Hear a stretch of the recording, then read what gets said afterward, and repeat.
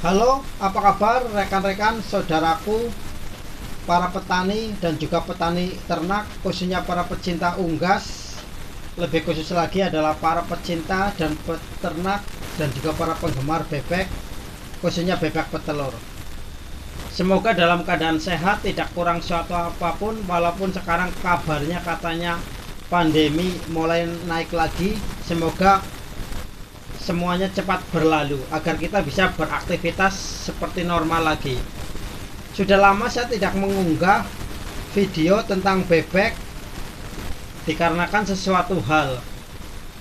Pada kesempatan kali ini saya mau berbagi pengalaman ataupun ingin memberikan informasi kepada rekan-rekan terutama yang baru atau ingin memulai usaha di bidang bebek petelur, bahwa bebek atau itik di Indonesia itu banyak sekali jenis dan ragamnya. Hampir di setiap daerah itu memiliki nama itik atau bebek masing-masing. Tentunya dari setiap daerah atau setiap jenis itik yang ada di Indonesia tentunya memiliki kelebihan dan kelebihan atau keunggulan dan kekurangannya masing-masing. Tapi kalau rekan-rekan bagi yang pemula ingin memulai usaha budidaya bebek petelur, silakan mencari bebek atau itik yang mudah didapatkan di daerahnya ataupun yang terdekat, sehingga bisa menghemat biaya pengiriman. Nah, di sini saya mau berbagi atau beberapa jenis bebek atau itik yang ada di Indonesia. Walaupun jenis atau bebek yang ada di Indonesia itu banyak sekali namanya. Nah, dan juga di sini saya mau berbagi tentang jenis dan juga kemampuan bertelur. Nah, yang satu adalah jenis itik Tegal. Kenapa disebut itik atau bebek Tegal? Karena itik jenis ini banyak dikembangbiakan di daerah Tegal dan sekitarnya, Tegal, Cirebon dan sekitarnya. Nah, bebek jenis Tegal ini memiliki bobot kalau yang betina antara 1,6 hingga 1,8 dan yang dewasa antara 1,8 hingga 2 kilo. Ini untuk itik Tegal atau bebek Tegal yang dewasa atau yang sedang berproduksi.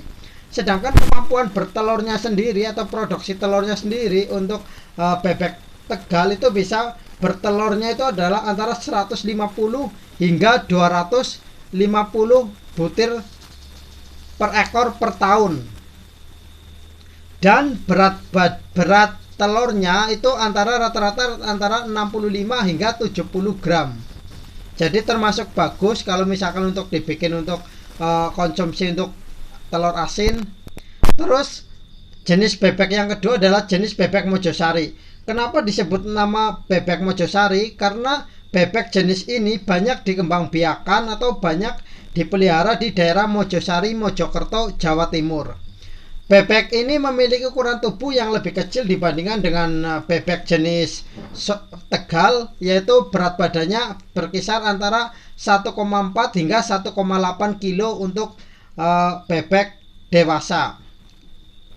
Tetapi bebek jenis Mojosari ini memiliki keunggulan adalah dia bisa berproduksi telur antara 200 hingga 270 butir telur per ekor per tahun, dengan berat telur rata-rata antara 65 hingga 70 gram. Terus yang berikutnya adalah itik atau bebek jenis Solo. Kenapa disebut bebek jenis Solo? Karena bebek jenis ini banyak dikembangbiakan di daerah Solo dan sekitarnya.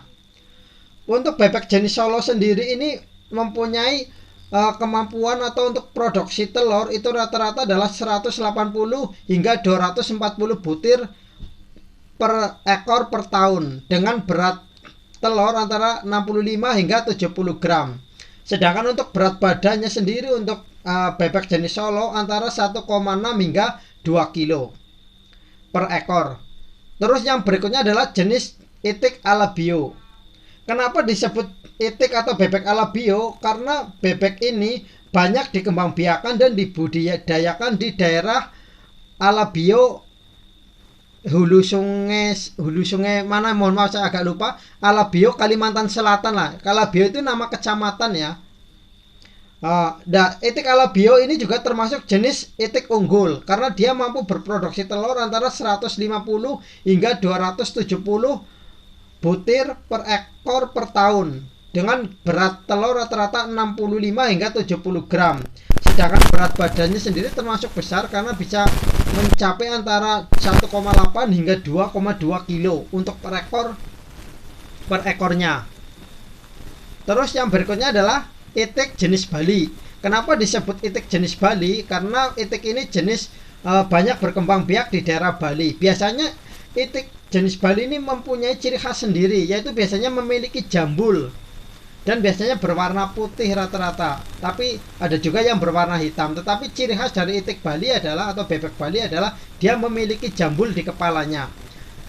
Kalau untuk produksi telurnya sendiri, itik Bali itu hanya mampu berproduksi antara 130 hingga 220 butir per ekor per tahun, dengan berat badan antara 1,5 hingga 1,8. Sedangkan berat telurnya sendiri ukurannya agak kecil, yaitu antara 60 hingga 65 gram per butir. Ini untuk itik Bali. Jadi kalau itik Bali itu memiliki jambul di kepalanya. Kalau itik alabio itu memiliki bulu seperti titik-titik di badannya. Terus yang keenam adalah itik ratu. Itik ratu ini adalah itik yang dikembangbiakan atau dibudidayakan di Balai Penelitian Ternak Unggul Pelahari bekerjasama dengan Balai Penelitian Ternak Unggul Ciawi Bogor. Itik ratu ini termasuk itik unggul atau itik super juga, karena dia mampu berproduksi telur. Itik ratu itu antara 250 hingga 280 butir per tahun per ekor, dengan berat telurnya antara rata-rata 65 hingga 75 gram. Tetapi untuk informasi untuk rekan-rekan yang pemula khususnya, sebenarnya bebek atau itik itu bisa berproduksi maksimal jika kita memelihara secara intensif. Maksudnya secara intensif adalah bebek itu dipelihara dalam satu tempat atau suatu rumah atau suatu kandang dengan metode tertutup, dengan atap juga tertutup, dan diberikan sinar matahari langsung, dan disediakan makan dan minum. Nah, itu biasanya produksi telurnya akan maksimal dibandingkan dengan bebek yang dipelihara secara tradisional atau secara diumbar. Biasanya kalau bebek yang dipelihara secara tradisional kurang bagus dibandingkan dengan bebek yang kita pelihara dengan cara sistem intensif. Demikian rekan-rekan, semoga bisa bermanfaat. Terima kasih, salam berbagi, sehat negeriku, damai Indonesiaku, wassalam, salam ternak.